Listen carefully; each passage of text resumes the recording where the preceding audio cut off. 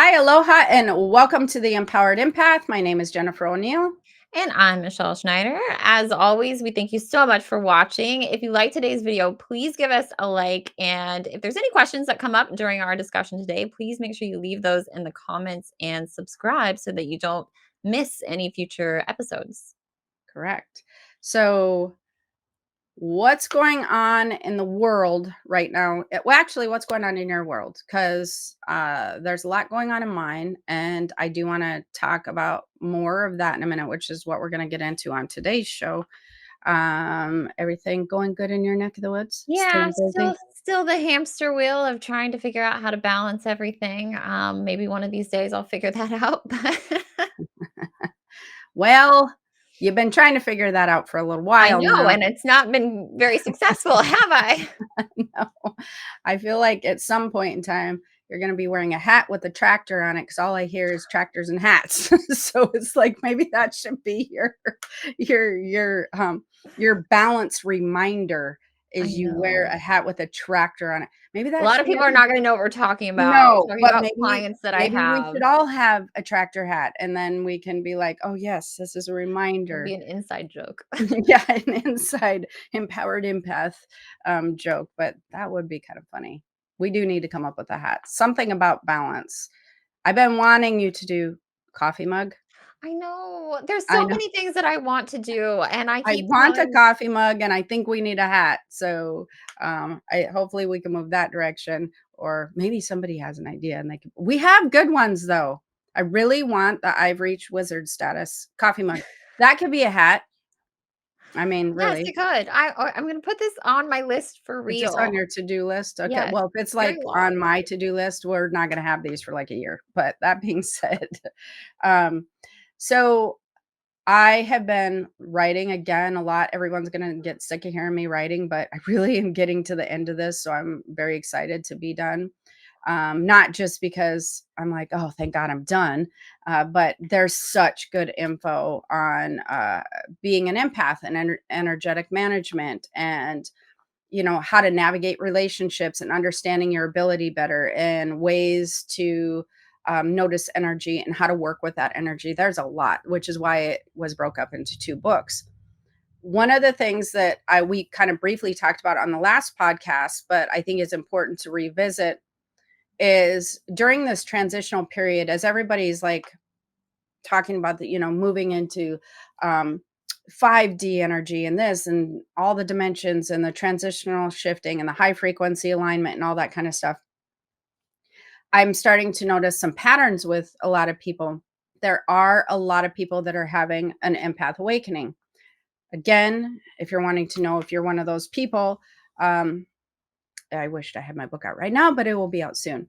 And then you can go through and see what an empath awakening means. But that being said, I am noticing that during this transitional time period, a lot of people are shifting. And when they're shifting, they're becoming a new version of themselves vibrationally. It's very interesting how many people are becoming a new identity. I'm just going to repeat this vibrationally, and they're not noticing. I am seeing a lot of clients that are not noticing that this vibrational shift within themselves, their identity is shifting. Their soul identity is becoming more prominent than their physical identity.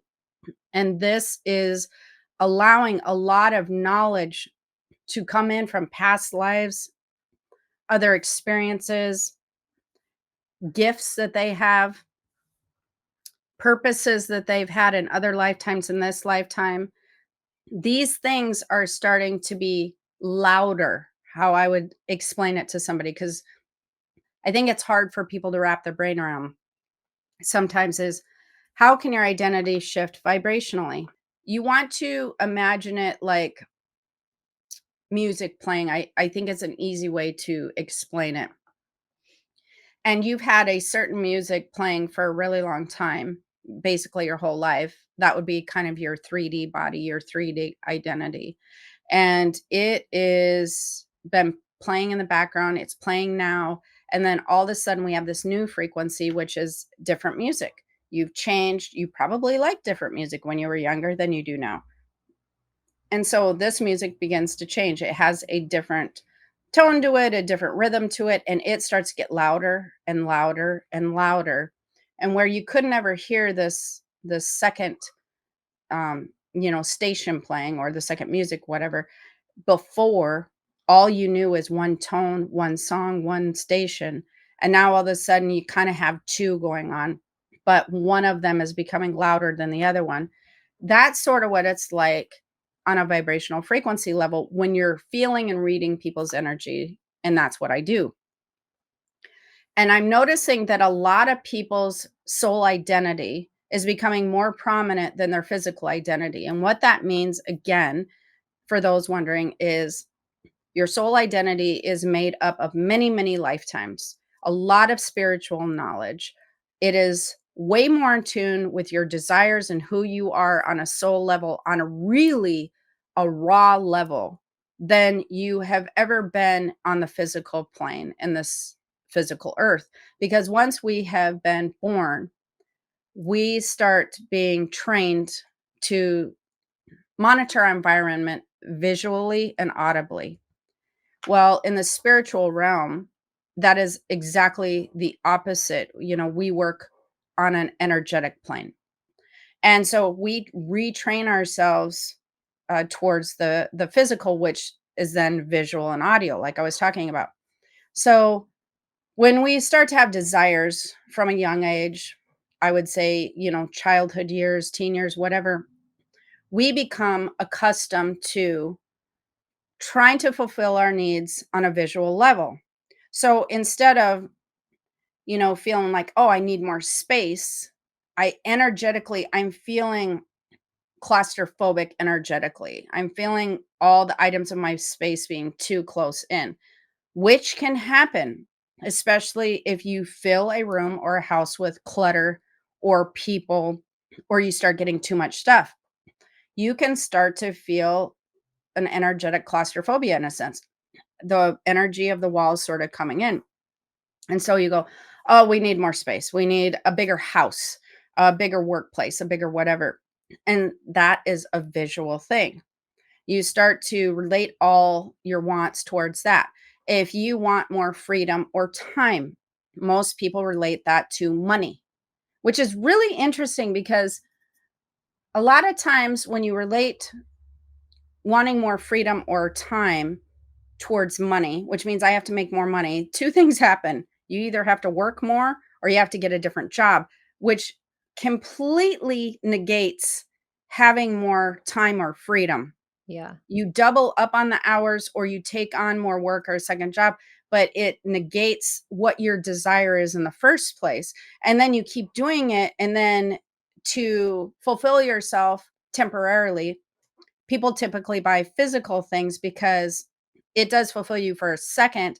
And you go, oh, I can see visually what I'm accumulating by all the hard work that I'm putting in. So it's almost like a pat on the back because I can see this and I can see visually what I'm doing energetically on a daily basis. You start to kind of relate the two together. So it makes you feel like you're not wasting your time energetically because you're accumulating things. When what your deep desire is to just have more time, more freedom, maybe more travel, maybe more experiences and things on that nature. But if you decide to double down on work or whatever, it negates the ability to do that. So that's why when you start to hear your, spiritual station playing louder and stronger, and it starts to become more dominant in its voice, it's really a cool thing because that has access to things that fill you vibrationally, things that raise your vibration, which is typically has nothing to do with anything you can visually see. Has to do with things like freedom, love, joy, happiness, laughter, experiences, things of that nature. So most of everybody has created their life based upon physicality and things that they can see. And they have created their identity based on this too. Even if they're a wife, a mother, a husband, a father, um, whatever job that they have, it becomes your identity. And you continue to make choices based upon this identity most of your life. Then, when we have this transitional phase where you are no longer a physical identity, that is no longer what the perception of your inner being is. The perception is now, I'm much more than this. I've done this in this lifetime. I've done this in another lifetime. I've had all these purposes. I have all this knowledge. I understand things differently, yet your brain's not quite on the same page with it. There's more to life. Once these things start happening, there can be a discord within your current life because your frequency no longer matches the lifestyle and identity that you've created for yourself. What I find the most interesting about this is people think that it's internal, not external. And so they continue to work the same habits, patterns, and make the same choices that they've been making for most of their life. But now we have a discord that's not going to work very good. You're going to have a new frequency that you're emitting. And that frequency, if it doesn't match what you've set up for your life currently, you're going to have discord within the body, discord within the emotional body, the spiritual body, which will then translate to physical issues and problems. It's now going to flare up things within the physical body if you don't pay attention and you're not aware of the internal shift that's taking place. So I'm finding that a lot of people are saying, why all of a sudden am I having this health issue or this health issue? And I'm like, you have to make changes. This is the time you're in a transitional time frame. You need to make shifts and changes in regards to your life. You cannot continue to live the same way. I've had a lot of clients that have wondered, why though? Everything, nothing really shifted. I've been having the same routine, the same whatever. You shifted. And that's when I'm noticing they're very disconnected from their spiritual identity. They're very disconnected from this shift that's taken place. And like I've mentioned on other podcasts, you can feel somebody's identity shift. You can feel it. It's almost like they went into town or wherever and got a whole physical makeover. They changed their hair color, they cut their hair, they're dressing differently. If they're women, their makeup's different, they're walking different. That's how I view them. That's how I feel them. And any other empath out there should notice this. You might feel the shift in somebody very clear as day, yet they are still disguising it in the way that they have been, and they get very confused. And I'm like, you are no longer that person. This version of who you are is not the version of you 6 months ago or a year ago. And because you are not the same version of you, your body's saying, I don't like this. I don't like this, whatever this is going on. Yeah. I don't like what we're doing for work. I don't like how we're spending our time. I don't like this relationship. I don't like these feelings that I'm internalizing that I had when I was younger. I don't like maybe some of the traumas that I feel like I've been still holding on to. It's going to be different for everybody, Yeah. but there's somewhere that you're holding on to your old identity and you're not allowing your new identity to give you info to make different choices. You shut it down. Therefore, physically, you're going to pay the price Yeah. because it's going to show up on a physical scale of things. Does that make sense? Oh, it totally makes sense. And I think I've felt a lot of, transition, I would say, to I feel like I'm at this point, it's career-wise, Mhm. where I'm like, I'm done with this. Like I do not want to keep doing the same hamster wheel. Like how long have I talked about doing the same thing? But I I really don't know, but do. now we have it recorded. I So now know. we So have we have it tracked. recorded So evidence.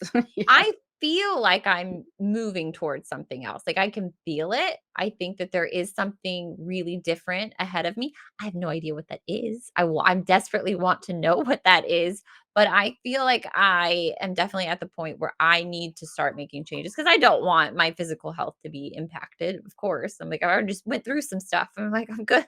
I But want to on feel the good. flip side of the scale, you have made changes. Yes. So it's not necessarily for those who are listening, there's been a lot of major things that you didn't wanna face that you faced Yeah. currently within jobs, Yes. clients that you've had, Yes. relationship. So I view it differently. You have been in the process of making shifts, and your spiritual identity clearly shifted about 6 months ago, Yeah. easily.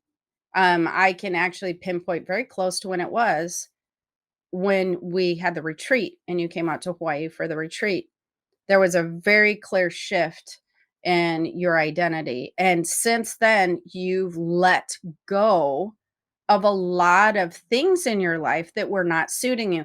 Had you let go all the things? No, you haven't let go all the things yet, but that's fine because you don't have to let go all the things at one time. Yeah, and I think I That's still get frustrated. Of course, I hold myself to a very high standard where I'm like, there's so much more that I want to be doing that I just haven't got to yet. And I mhm. think like I penalize myself mentally by because I haven't reached those things. But think about this. What if you were like so many other people and so many clients that I have that what if 6 months ago you had that identity shift? What if you wouldn't have made any of those work changes and you were still doing all those clients that you had let go? And the volunteering thing. Yeah, and the volunteering thing, that's one of the clients I was thinking of. And you still were in the same relationship, Yeah, I'd be a mess. I'd be a mess. right? Yeah. See, that's what I mean. It's like you clearly would be reacting from your shift towards like this isn't working, you have to view things this way. And it doesn't mean that you have to change your entire life scenario. Yeah, I don't need to burn the house down and start No. fresh. I'm like No. You absolutely do not. But you need to pay more attention to this new version of who you are and figure out how do I navigate this new version in my current life? What are the new desires that I have? Because even prior to then, I think that you were scared to let clients go or business go, you know, in yeah. a sense. You were still very much in the I have to sacrifice everything to build this business. And what happens when you let it go? Y What, like the fact that Yeah, they what still happened when come? you let them go? The clients. What do You you know, re the wine clients, like you said that you let go some of your clients that were draining on you the most, you know? Yeah. Yeah. And so as that's happened, what's happened to your business? I mean, I'm still thriving, and then I still get more people that contact me wanting to work with me, so it's Yeah. like it's never and it's a never-ending thing. Okay. I Yes. get mad when I get new people that contact me. I'm like, "No." You get mad. All the new people out there wanting to contact you will be like, "Oh, if I send her this email, she might get really mad." No, it's just because I know. I It's the don't like time letting frame. people down, so But you're also currently, restructuring towards the way that you want to live too. yes. You're not just not taking necessarily new clients and letting go of old clients that don't match you. You are being very active in creating what you want your new frequency to be, your new energy, your business, what you want that to look like. You're still creating in that aspect. Yeah. So it's not all about letting things go. It's also about creating the life that you want currently. How do I make these shifts? How do I become more satisfied on a soul level? How do I match my soul identity? And I find that when people have their soul identity becoming more dominant, it's interesting to me how much their gifts really come through and how much their spiritual purpose comes through and how much knowledge that they receive, yet they are concerned, worried, they don't trust that they have this knowledge, they don't trust that maybe they have this gift of something that they're very interested in.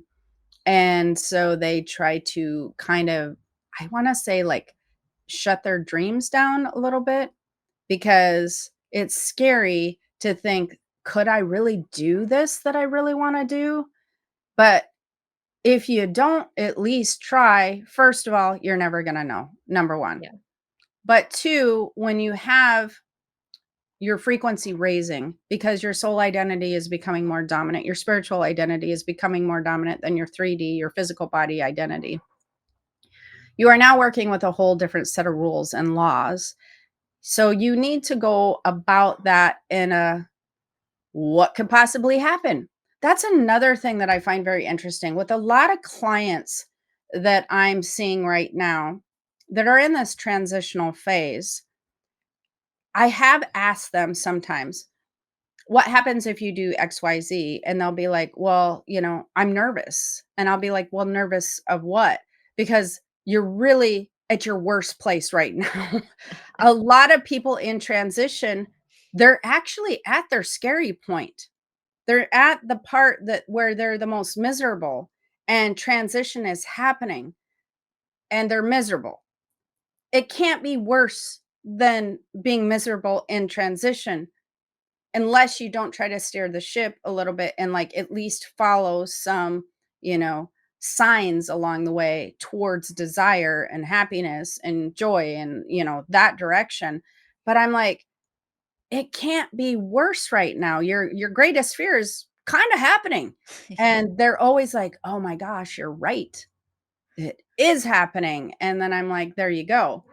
It's interesting how much that we're still fearing something worse, but yet you're probably in the worst, Yeah. it can only get better. You can only learn things from here. You can only have more opportunity from here. You can only have more success from here because you don't feel successful at the moment. So navigating that's kind of interesting.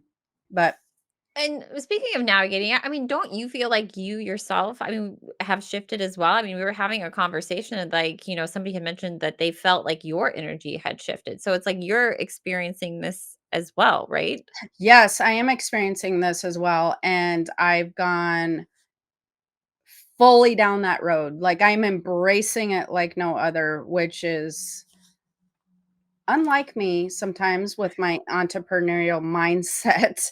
I have to have things lined out and I like to see probable outcomes. I like to have some sort of frame of reference to what might happen if I do this. I have thrown all that completely out the window. I could feel an energetic shift happening with me. It was very terrifying and scary because when you make a career shift in the sense of, yes, I've always been in spiritual work, um, and that is what I do professionally. But when you pivot what you're doing with that spiritual work, even though I'm staying in the same realm and I'm writing a lot more and doing some things of that nature, and I'm working a lot more with mentorship clients, and my main focus is writing workshops and mentorship clients. I've moved away from my old business plan, business style, or whatever, as far as that goes. And it's nerve wracking when you make a shift. It's like switching jobs in a sense. And since I've made that shift, man, everything is just intensifying like insanely. I clearly have made the right shift and went the right direction.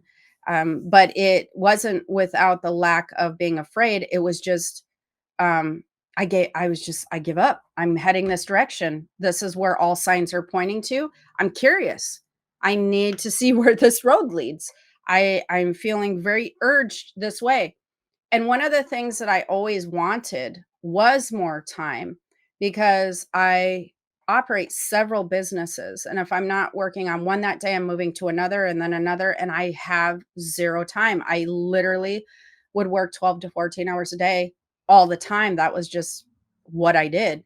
And it left me with little time. And I'm like, when did this happen? How did I all of a sudden go from like working 4 days a week to 14-hour days? This is not what I wanted at all. But it was my brain telling me, yeah, but maybe you should do this and then add this and do this.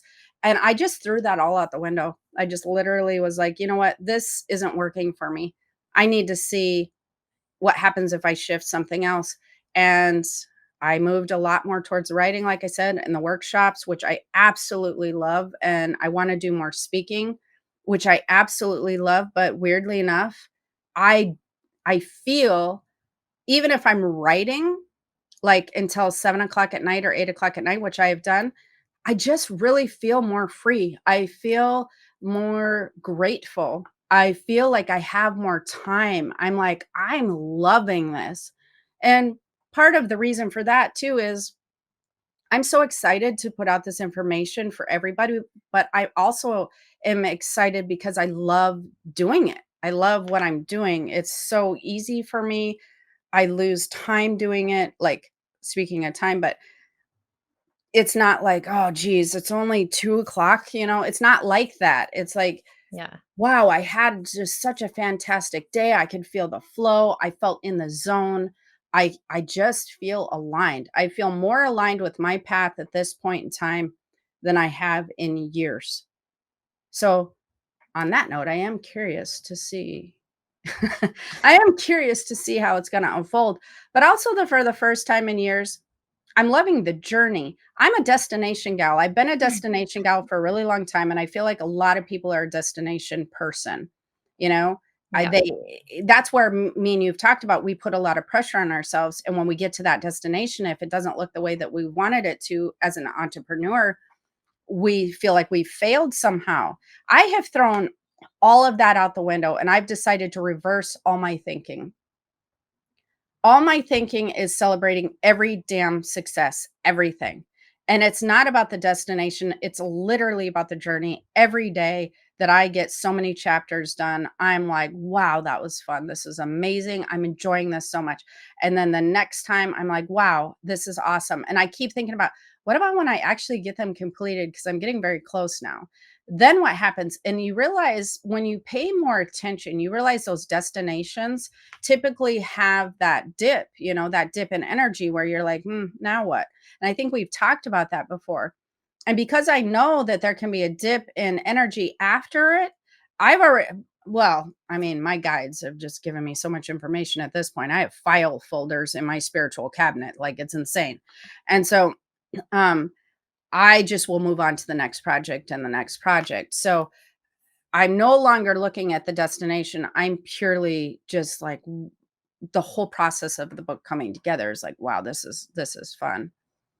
Do you feel like that you are enjoying your journey right now, or are you still destination? I'm still destination. I think I'm probably I will get to the enjoying the journey soon when I can actually start focusing on some of the things that I want to. I'm still Right. trying to restructure some of my time. I'm very hopeful that within a month or two I can open things up a little bit more so cuz I definitely notice a difference when I'm doing client work that I enjoy versus client work that I don't enjoy because then it Right. feels like you're either in a prison or you're losing time because you're so excited about, what you're creating. And I think that what you said though is poignant. I don't think many people enjoy the journey unless it's something that they're purely enjoying. Like Yeah. they're enjoying the whole process of what they're creating. They're enjoying the experience that they're having. You know what I mean? Yeah. So I think that that is probably definitely a key factor. And it's funny because me and my dad were having this conversation the other day, and I just found this kind of fascinating. Um, he's been a musician my whole entire life. And he was talking about when he was born, everything was musical notes to him. Everything. Like he said, he could listen to a song on the radio and know exactly every lyric to that song from hearing it one time. He just picked up on music and it suits him entirely. It's who he is. I mean, he is a musician. He's always been a musician. And luckily, um, I got to watch that happen and him follow his journey. When he didn't and he got off track though, he did have some health issues, and we've talked about that as well. I said, "What do you know what caused your health issues?" And he said, "100%. I veered away from music. I veered away from what I love and I did something else." And so, and then there was like a weird relationship in there and stuff. But that being said, it got me thinking, what do I remember from the youngest of age, that I can remember? And I've always, always been into spiritual stuff. Always. I remember being a baby. I remember being 2. I remember being 5 and just connecting with the other side and seeing things over there and remembering things over there and hearing information and picking it apart. And I remember doing um healings when I was, gosh, I had to have been 7 maybe. I was working with civil mind control when I was really young. I remember doing psychic games constantly when I was young. That's just where my interest was. It just was who I was from a very young age. That's what I was obsessed about. I was always obsessive about it, and that was what my dad had used as his words. He was always obsessive about music.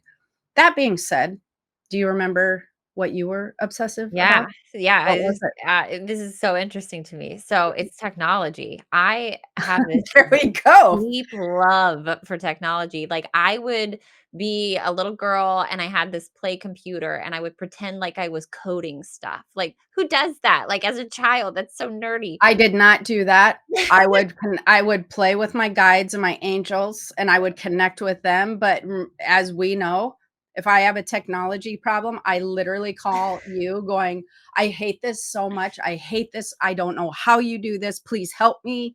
So that's also interesting of our 3 journeys. Yeah, because I've even and I don't know if I've asked this question to you before because of this love and I feel this really deep connection to Mhm. technology, I was wondering if, like, maybe past lives, I was, some sort of really advanced technology, civilization because, a lot of times and I don't talk about this a lot, but, like, let's say there's, issues that come up, like, I will Mhm. intuitively get the answer, like, I don't have the answer, I've never solved that problem before, I will just get that answer in my head of, Oh, like, how to yes. fix A things. lot the people who I know that their purpose is to be working in technology, most of the ones that you just know are really good and really get it. They've said that to me. Yes, intuitively they know. And yes, there is technology on the other side. There is technology that you've been working with within other lifetimes. It's not always just what's been on earth, and that's the Yeah. other thing that people get kind of hung up on. Well, how could that have been in the 1500s? First of all, there was times on earth where things were very technological, but there's other planets as well and other technology, and when you get into that type of stuff, energy and the way that it's moved is a form of technology, and the way that they harness it on other planets, and also the way they've harnessed it in the past, um, even here on Earth. So technology is not just in the form of a computer chip. Yeah, and I connect There's with it more on, yes. like, the multidimensional, like, Right. not of this There's planet. symbols, there's, numbers, there's geographic things going on, there's atoms, and I know that when we view technology, we think of actual, computer chips, but the way that things operate, to me, is technological. You can use energy for that, and you can use different rules of the universe, and there's like a cause and effect type of thing, and there's a formula, there's a way to figure things out, there's a way to have things flow more properly or get the result that you're looking for. So I guess that's what I see and view when I look at somebody like you as far as other lifetimes and whatnot. And there are other planets that are very advanced technologically past where we are. Yeah. Even in this, clearly in this current moment in time, there's lots that are way far advanced. We're kind of like a baby planet, as far as that goes. So it's not just all your lifetimes that we're here on Earth. And as we've talked about, you have a lot of extraterrestrial lifetimes, anyways, where Yeah. you've lived other lifetimes on other planets. So that's super common. But yes, isn't it interesting? So hopefully we are spurring some thoughts and everybody out there on what was your obsession? What was it Yeah. when you were younger? They should leave those in the comments. We would Yes. love to know, I like, would what was your love, love, love to hear what people's comments are on what it was that they were obsessed with when they were younger. But it's really a connective experience because when you start just remembering that, you do start vibrating at a higher frequency, and you're like, "Oh, yes, I remember that was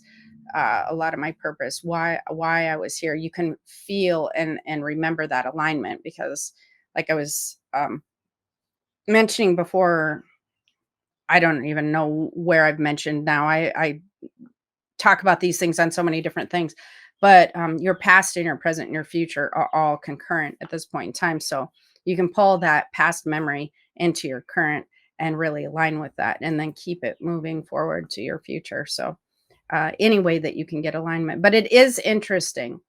That's also a way I think that people could recognize discord as well.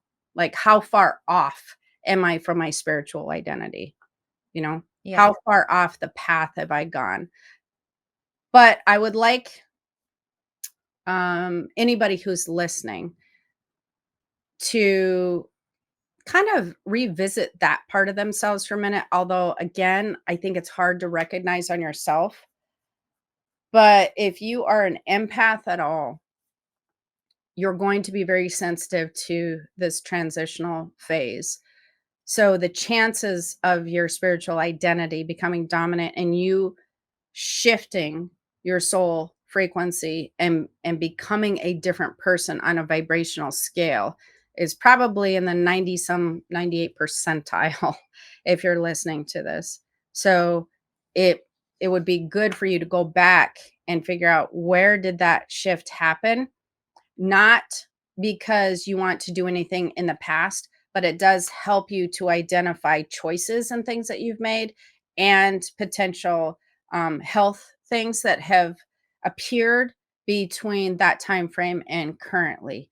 And that knowledge can help you to make different choices moving forward, but it also brings awareness to your brain. That's what's good. Your brain's really good for. It brings awareness to future discord, I guess I would say, when you stop aligning with your new identity. But the chances of you having a new identity, especially somewhere about from middle of last year to now, like I said, is really high. Yeah. yeah. Yeah. Do you feel different? I feel different. I know we just talked about this, but I would say, yeah, I feel a lot different. yeah. Yeah. Well, you are different. And sometimes you say it What's with, that yeah, supposed to mean, sure. though? Sure, I feel different, but you are very different than where you were, so that's kind of funny, and that's why I say that sometimes we don't recognize it on ourselves. We just go, why is this happening right now? Why does my life look like this? Why is this breaking down? Why is this shifting in my life? Why isn't my life just the way it was? It was just fine, you know? And so that's more what you notice. You don't Yeah, notice that, well, it's because you've kind of changed your environment. And that would really make you mad because you'd be like, "What? I think I want to go back and change what I changed." I I'm mean, not really sure.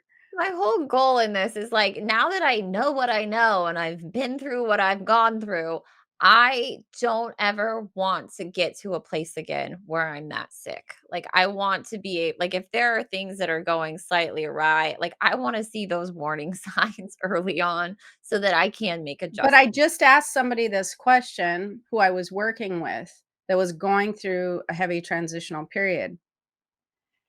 You already went through a transitional period. If you would have still had to go through that transitional period to get where you are today, would you have done it?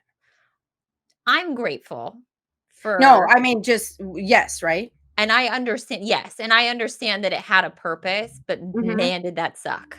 But if you were told you're gonna have to go through this prior to doing it, there would be hesitation, I guarantee it. Well, yeah, if somebody told me right Yeah. now that you're gonna have to go through all of this again, I'd be like, "I'm out." Yeah, right. But that's what I mean, and that's part of why that we are not necessarily allowed to see things that happen to us like that. We're not allowed to know um, prior to a huge transitional and transformative event in our life many times, but those are required often to get us to where we desire to be. So if you're ignoring going down a path, I like to refer to the Bruce Almighty when he keeps, driving down the same road with all the signs. If you're ignoring shifting your path, the universe is going to throw some huge transitional experience your way to get you to come out on the other side the way that you're desiring. So, like if you're desiring more happiness, if you're desiring a better relationship, if you're desiring your life to be different somehow within your relationship, your job, your current environment, and you don't do anything to shift that, most likely you're going to end up in this transitional event that could or could not relate to your health to get you to reframe your mindset and rework things so that you get to the place that you're desiring to be anyways. But if you were to know that prior to going there and having that event take place, you'd backtrack and backpedal real quick because you'd be like, oh, that sounds like a lot. I don't know if I have it in me to do that. And that sounds very painful, very emotional. I just really don't want to. I think I've changed my mind right now. It reminds me of when I went in to have Jake. It was so funny. I was waiting to go have him. I was like ready, and I was just, when is this happening? And you have contractions. I went into the doctor and he goes, yeah, you're not going home. And I was like, are you sure though? He was like, how far do you live? And I tell him, and he's like, yeah, you're not going anywhere. And I'm like, yeah, but I'll come back.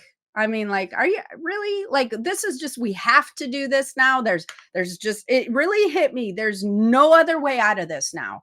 I mean, it is just, there's no other way. This is the only way through this door at this point in time.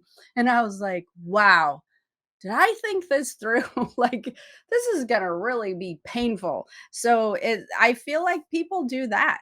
I feel like, you desire it, you really want it, you think you'll do all these things, and then you get to the door and you're like, yeah, but really, and but that time the universe is going, yep, no, you're not going home. You are going to go through this now because this is what you've created and desired. And so you have to Yeah. go through the pain, you have to go through that emotional experience to get you to that other place. And that's the good place. So you have to go through that experience to get to the other side. It's just that you would have, you wouldn't have done it if you knew that. But then Yeah. when you're there, you're like, this is the most amazing thing ever. So yeah, it's incredible. But a lot of people are right in the midst of that right now. And with a lot of people, it is affecting not just relationships, but their health. And they're just in this pivotal point where they're having to go through something to get to where it is that they really desire. And that takes transition. It takes something major to affect your mindset and reframe things and make different choices. Yeah. Yeah. All right. Well, hopefully you found this helpful. If you did, definitely comment below, and or your first obsession and memory that you had when you were little. That's going to Oh, be yeah. really important, right? Yes, definitely. And like the video and subscribe if you haven't already. Yeah. All right. So until next time, have the most amazing day. Aloha. Bye. Bye.